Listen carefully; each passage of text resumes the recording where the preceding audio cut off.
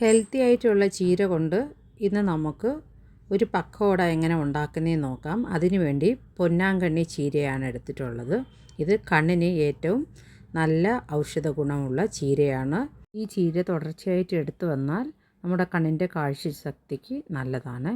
ഈ ചീരയുടെ തണ്ട് മാറ്റി വെച്ച് അതിൻ്റെ ലീഫ് മാത്രം എടുത്ത് നമുക്ക് പക്കോട ഉണ്ടാക്കാം.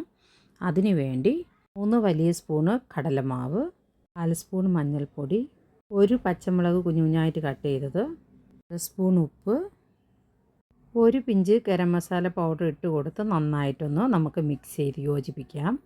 എന്നിട്ട് ഇതിലേക്ക് 1/4 ഗ്ലാസ് വെള്ളം ഒഴിച്ചു കൊടുത്ത് നന്നായിട്ടൊന്ന് നമുക്ക് കുഴച്ചെടുത്തിട്ട് വരാം.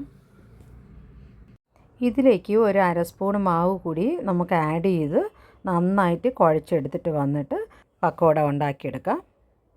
പക്കോട ഉണ്ടാക്കാൻ വേണ്ടി ഒരു ചട്ടി അടുപ്പത്ത് വെച്ചു. അതൊന്ന് ചൂടായതിന് ശേഷം നമുക്ക് എണ്ണ ഒഴിച്ചു കൊടുക്കാം. എണ്ണ ചൂടായതിന് ശേഷം കുഴച്ച് വച്ചേക്കുന്ന പൊന്നാങ്കണ്ണി ചീരയുടെ പക്കോട മാവ് നമുക്ക് ഓരോന്നായിട്ട് ഇട്ട് കൊടുക്കാം. ഈ പക്കോട ഉണ്ടാക്കാൻ ഒത്തിരി എണ്ണ ഒന്നും വേണ്ട. നമുക്ക് ഒരു സൈഡ് വെന്തതിന് ശേഷം തിരിച്ചിട്ട് കൊടുത്ത് അങ്ങനെ നമുക്ക് ഇത് ഫ്രൈ ചെയ്തെടുക്കാം. നല്ലൊരു ഹെൽത്തി പക്കോട ആണ്.